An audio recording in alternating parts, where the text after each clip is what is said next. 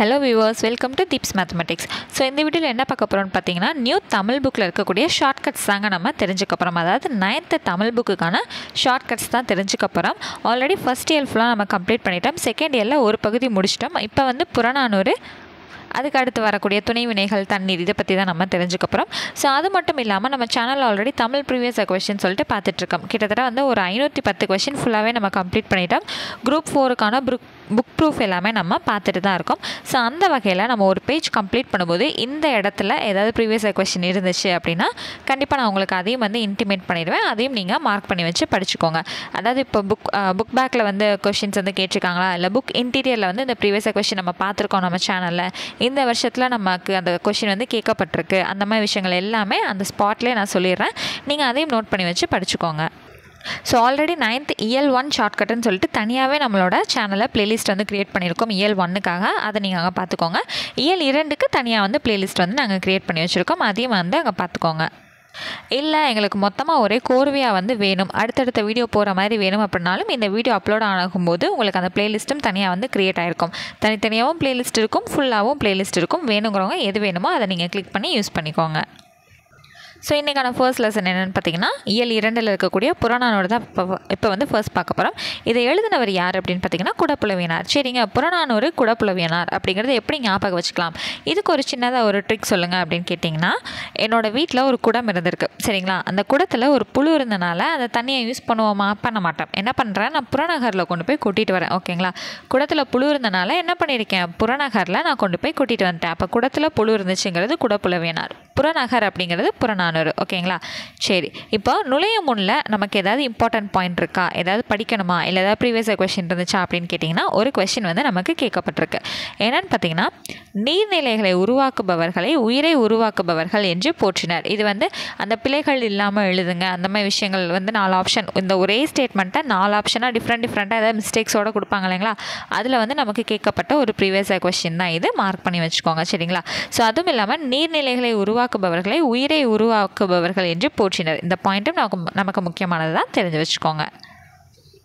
So அடுத்து இந்த பாடல் வரிகளில் நமக்கு எது ரொம்ப முக்கியம் அப்படின்னு பார்த்தீங்கன்னா இந்த 2வது ஸ்டான்ஸாக இருக்குது இல்லைங்களா, இது வந்து நமக்கு ரொம்ப முக்கியம். ஏன் அப்படின்னா மெமரி போயத்தில் வந்து நமக்கு கொடுத்துருக்காங்க. நீரின்றி அமையா யாக்கைக்கு எல்லாம் உண்ணி கொடுத்தோர் உயிர் கொடுத்தோரே உண்டி முதற்றே உணவின் பிண்டம் உணவெனப்படுவது நிலத்தோடு நீரே நீரும் நிலமும் புணரியோர் ஈண்டு உடம்பும் உயிரும் படைத்தாசினாரே. இதில் இன்னொரு நமக்கு ரொம்ப முக்கியமான பாயிண்ட் என்னன்னு பார்த்தீங்கன்னா, நீரின்றி அமையா யாக்கைக்கு இந்த வரி இருக்குது இல்லைங்களா, முதல் பாடத்தில் நமக்கு கீழே கற்றவை கற்றப்பின் அப்படிங்கிற பாக்ஸில் வந்து இது நமக்கு கொடுத்துருப்பாங்க, நீரின்றி அமையா யாக்கைக்கு. அப்போது இந்த மாதிரி வந்து மேற்கோள்களாக பயன்படுத்தி தனித்தனியாகவும் நமக்கு இந்த பாடல் வந்து கொடுக்கப்பட்டிருக்கு. ஓகேங்களா,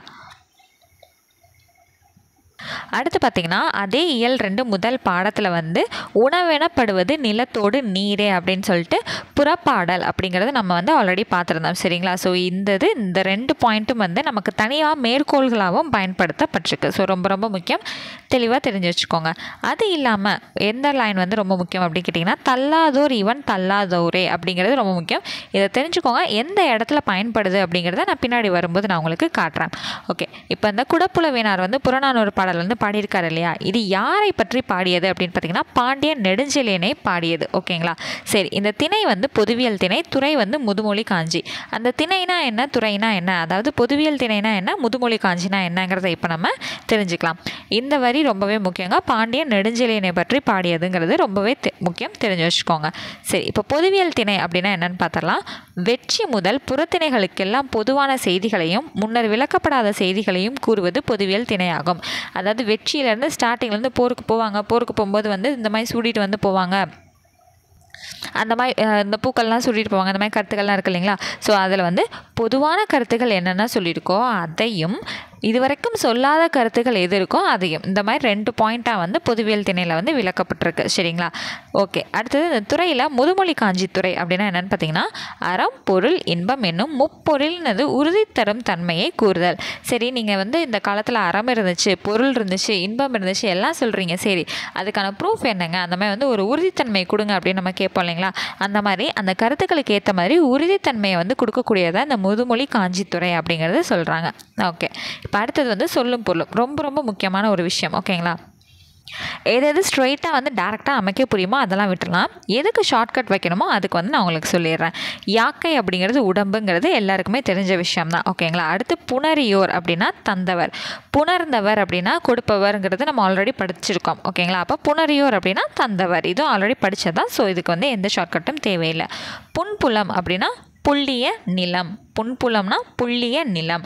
அடுத்தது தாக்கு, ஒருத்தவரை வந்து தாக்கு அப்படின்னா என்ன பண்ணுவோம், அதுக்கு ஒரு ஆளுமை தேவை. ஒருத்தவங்களை அடிக்கணும் அப்படின்னா என்ன தேவை, அதுக்கான ஆளுமை தேவை, முயற்சியும் தேவை இல்லையா. ஸோ அப்படிங்க வச்சுக்கோங்க. தாக்கு அப்படின்னா முயற்சி, ஆளுமை. நான் சொன்னேன் இல்லையா அந்த லாஸ்ட் லைன், தள்ளாதோர் இவன் தள்ளாதோரே அப்படின்றத சொல்லினீங்களா. ஸோ அதுக்கு வந்து என்ன கொடுத்துருக்காங்க, சொல்லும் பொருளும் கொடுத்துருக்காங்க. குறைவில்லாத நீர்நிலை அமைப்பவர்கள் குறைவில்லாத புகழுடையவர்களாக விளங்குவார்கள். ஸோ இதுக்காக தான் அதை பார்த்துக்கோங்க. அடுத்து எங்கே வருங்கிறது காட்டுறேன்னு சொன்னேன். ஸோ இப்போது ஒரு லைனை மட்டும் செப்பரேட்டாக எடுத்து அதுக்கு ஃபுல்லாக வந்து மீனிங் சொல்கிறாங்கன்னா அதை கொடுத்து இது எந்த இடத்துல வந்துச்சுன்னு கேட்குறதுக்கும் அதிகமான வாய்ப்புகள் நமக்கு இருக்குது. ஸோ இந்த பாடத்தில் கொடுத்துருக்கக்கூடிய சொல்லும் பொருளும் எல்லாமே ரொம்பவே ஈஸியானது தான். ஓகேங்களா. அடுத்தது வந்து பார்த்திங்கன்னா இது சும்மா ஜஸ்ட் வந்து பாடலோட பொருள் வந்து ஈஸியாக இருக்கும். படித்து பார்த்திங்கன்னா உங்களுக்கே வந்து புரியக்கூடியதாக தான் இருக்கும். ஸோ இதை வந்து எக்ஸ்பிளைன் பண்ணலாம் வந்து அவசியம் இல்லை. பேசிக்காக கான்செப்ட் என்னன்னு பார்த்தீங்கன்னா, உணவு கொடுக்குறவங்க அந்த நீர்நிலையை நிறையா வந்து ஏற்படுத்துகிறவங்க வந்து பயங்கர புகழுடையவர்கள் அப்படிங்கிறதாங்க இந்த பாடலோட கான்செப்டே. நிறைய நீர்நிலைகள் வந்து ஏற்படுத்துகிறவங்க மிகப்பெரிய புகழுக்கு உடையவர்கள் அப்படிங்கிறத அர்த்தம். அந்த மாதிரி வந்து பாண்டிய நெடுஞ்செழியனை பற்றி குடப்புலவியனார் வந்து பாடியிருக்காரு. இதுதான் மெயின் கான்செப்டே. சரிங்களா. சரி, மிச்சத்தை வந்து நீங்கள் லைட்டாக வந்து ரீட் அவுட் பண்ணி பார்த்துக்கோங்க. நான் முக்கியமான பாயிண்ட்ஸ் மட்டும் உங்களுக்கு சொல்லிக் கொடுக்குறேன்.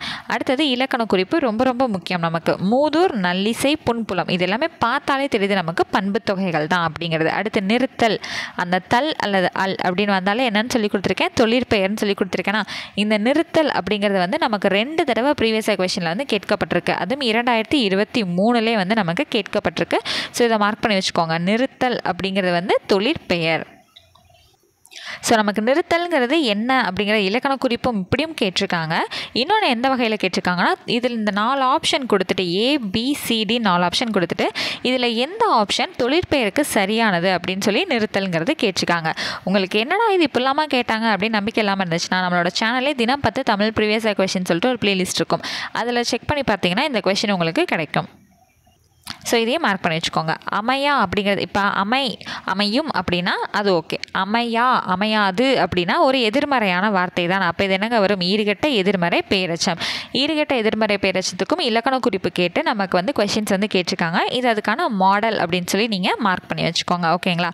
அடுத்தது நீரும் நிலமும் உடம்பும் உயிரும். அப்போ அப்படிங்கிறது வெளிப்படையாக வருது இல்லைங்களா. அப்போ அது என்னது, எண்ணுமைகள்.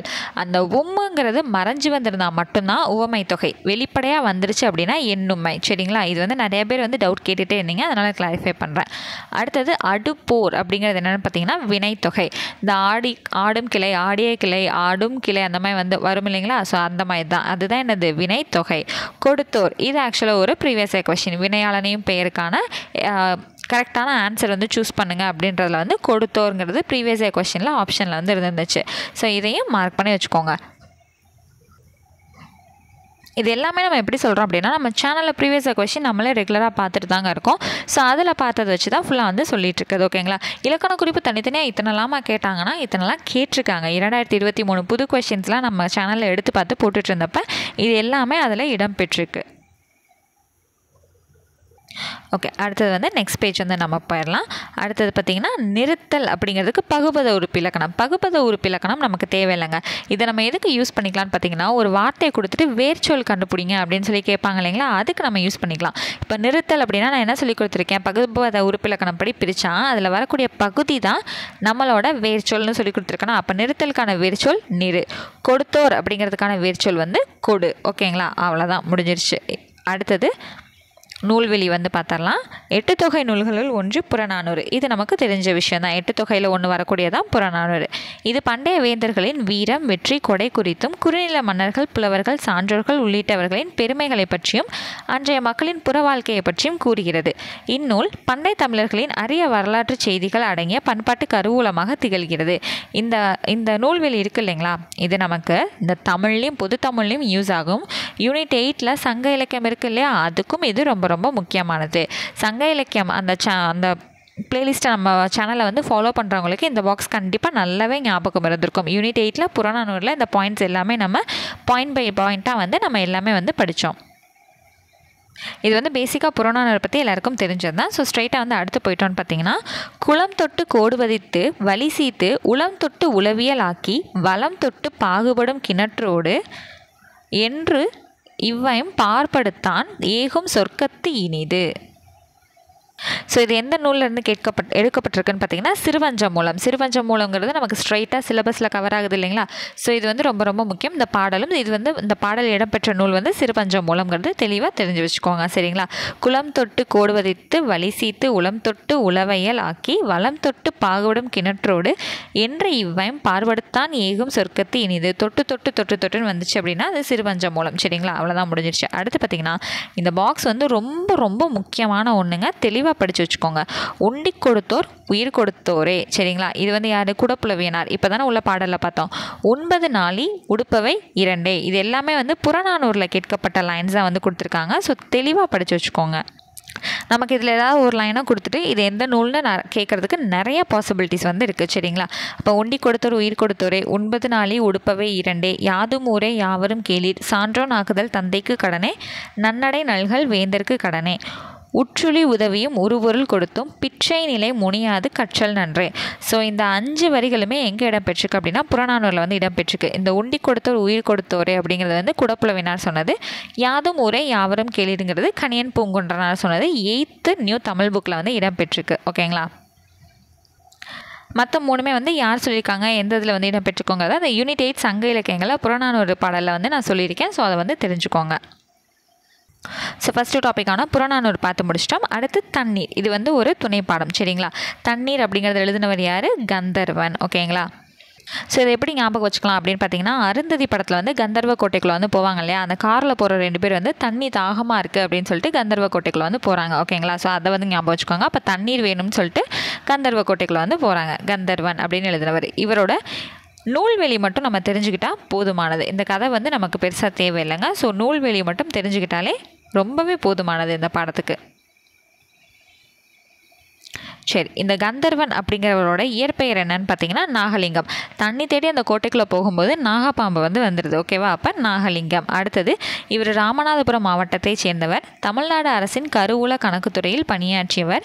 கவிதைகளையும் எழுதியிருக்கிறார். இவர் எழுதின புக்ஸ் வந்து என்னென்ன கொடுத்துருக்காங்கன்னா சாசனம், ஒவ்வொரு கல்லாய், கொம்பன். அந்த கோட்டையில் யாருமே இருக்க மாட்டாங்க, இவங்க வச்சது தான் வந்து சட்டம் அந்த மாதிரி சரிங்களா. ஒவ்வொரு கல்லாம் நானாக கட்டின கோட்டடா இது அந்த மாதிரி சொல்லிட்டு இது என்னோட சாசனம், இந்த இடத்துல நான் தான் கொம்பன் அந்த மாதிரி ஓகேங்களா. அடுத்து இதெல்லாமே வந்து இவர் எழுதின சிறுகதை தொகுப்புகள் ஓகேவா. தண்ணீர் அப்படிங்கிறது எழுதினவர் கந்தர்வன். அந்த கந்தர்வனோட இயற்பெயர் நாகலிங்கம். ராமநாதபுரம் மாவட்டத்தை சேர்ந்தவர். தமிழ்நாடு அரசின் கருவூல கணக்குத்துறையில் பணியாற்றியவர்.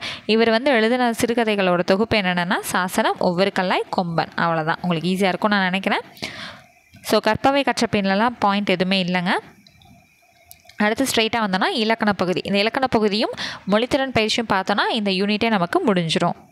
ஸோ இலக்கண பகுதியோட தலைப்பு பார்த்திங்கன்னா துணை வினைகள். இந்த துணை வினைகள் இருக்கட்டுங்க. ஃபஸ்ட்டு வினைகள் அப்படிங்கிறதுல வந்து மொத்தம் எத்தனை வகைப்படும்னு பார்த்தீங்கன்னா 2 வகைப்படும். என்னென்ன வினை அப்படின்னு சொல்லி பார்த்தீங்கன்னா தனி வினை, கூட்டு வினை அப்படின்ற 2 வகைப்படும். என்னென்ன? தனி வினை, கூட்டு வினை. இந்த தனி வினை என்னாகும்னு பார்த்தீங்கன்னா பகாபதமாக இருக்கும். இதை வந்து பிரிக்க முடியாது சரிங்களா. இது பிரிக்க முடியாது. கூட்டு வினை, கூட்டு வினைனா 2 இது சேர்ந்துருக்கும். அப்போ ஈஸியாக பிரிக்க முடியும். அப்போ என்னது? இது பகுபதம், இது பகாபதம். தனியாக இருக்கும்போது இது ஏற்கனவே தனியாக தான் இருக்குது, அதை எப்படி நம்ம பிரிக்க முடியும்? பிரிக்க முடியாது இல்லையா. ஸோ இதுதான் வந்து மெயின் கான்செப்ட். இப்போ உள்ள என்னென்ன சொல்லியிருக்காங்க நம்ம பார்த்தலாம்.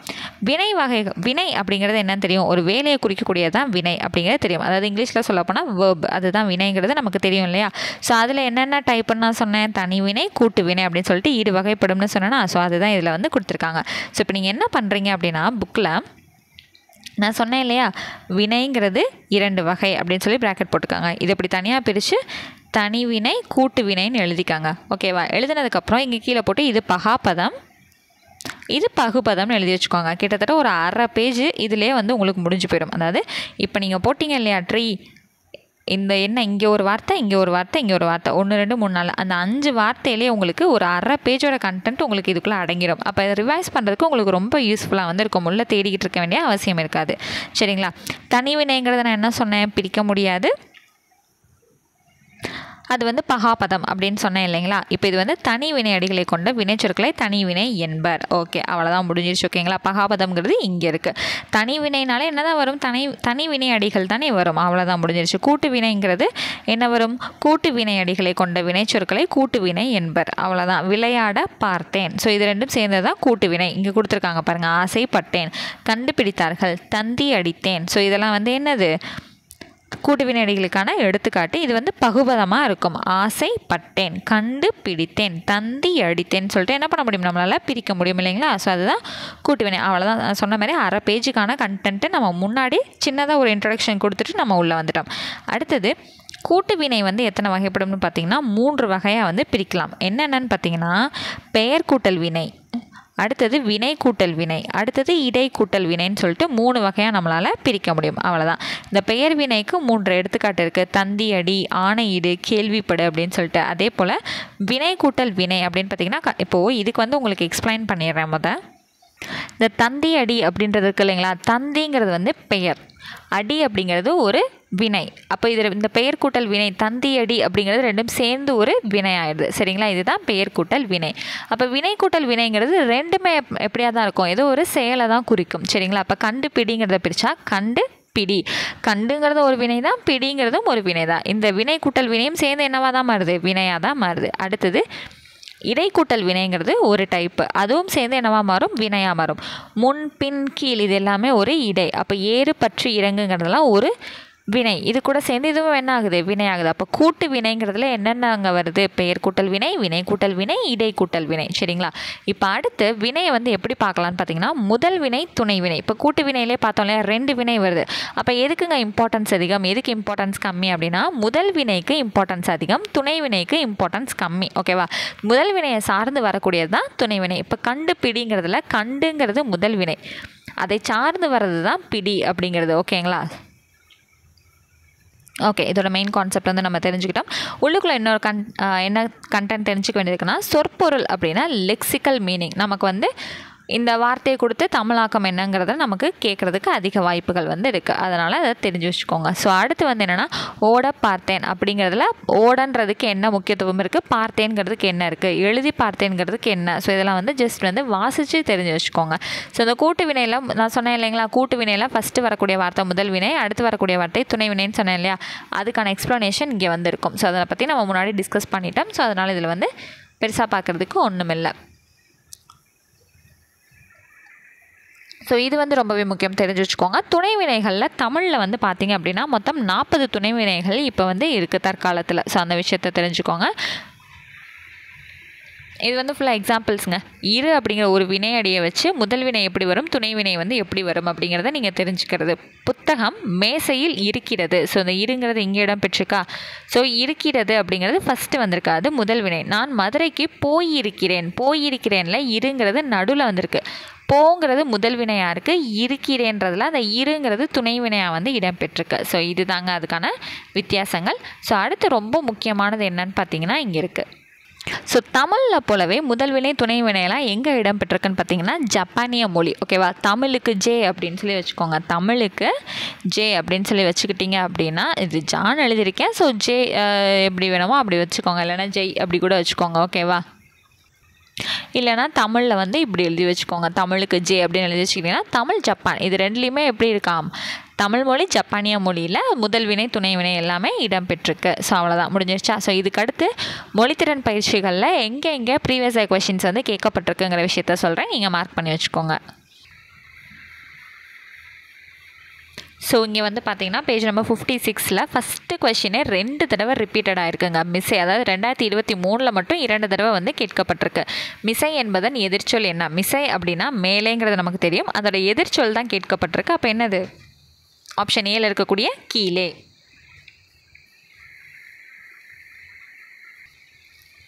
ஸோ அடுத்தது இது பார்த்திங்கன்னா பொருத்தமான வினையை எடுத்து எழுதுக. இது வந்து நமக்கு குரூப் 4லேயும் வந்து கேட்கப்பட்டிருக்கு தானே. கதிர் வந்து அலுவலகத்திலிருந்து விரைவாக வந்துவிட்டான், அவன் பையன் பள்ளியிலிருந்து இன்னும் வரவில்லை. ஸோ அது மட்டும் இல்லாமல் 2022 மட்டும் இல்லாமல் 2023லேயும் வந்து இது 1 செகண்ட் வந்து நமக்கு ரிப்பீட் ஆகிருந்திருக்கு. ஓகேங்களா. சரி, அடுத்து வந்து பார்த்திங்கன்னா இந்த மல்லல் அப்படிங்கிற வார்த்தைக்கான பொருளும் வந்து கேட்கப்பட்டிருக்கு. மல்லல் அப்படிங்கிறது என்னென்னு பார்த்தீங்கன்னா வளம். புறநானூறு பாடலில் வந்து இடம்பெற்றுக்கோங்க 2வது வரியில். ஸோ இதெல்லாம் வந்து நமக்கு கேட்கப்பட்டிருக்கு.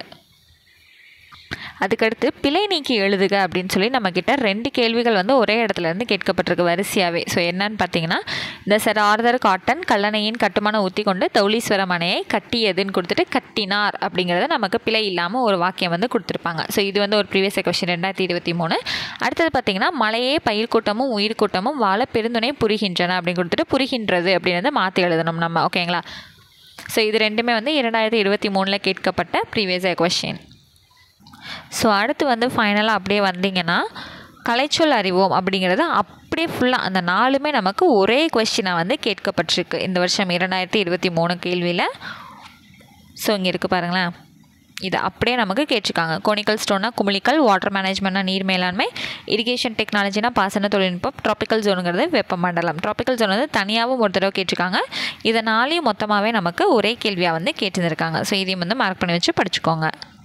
ஸோ அவ்வளோதாங்க. 9th இயல் 2 வந்து ஃபுல்லாக வந்து நம்ம கம்ப்ளீட் பண்ணிட்டோம். அடுத்த கிளாஸில் இயல் 3 பார்க்கலாம். இயல் 3 வந்து உங்களுக்கு இந்த மாதிரி 2 டாப்பிக்காக இல்லைனா ஒரு டாப்பிக்காக அந்த மாதிரி வந்து ஷார்ட்கட்ஸ் ப்ரீவியஸ் கொஸ்டின் எல்லாமே சேர்த்து சொல்லலாமா, இல்லை இயல் 3 அப்படின்னா இயல் 3 மொத்தமாக வந்து உங்களுக்கு ஒரே வீடியோவாக வந்து வேணுமா? ஸோ அந்த சஜஷனுக்கான கமெண்ட் மட்டும் நீங்கள் கமெண்ட் செக்ஷனில் வந்து கமெண்ட் பண்ணிடுங்க.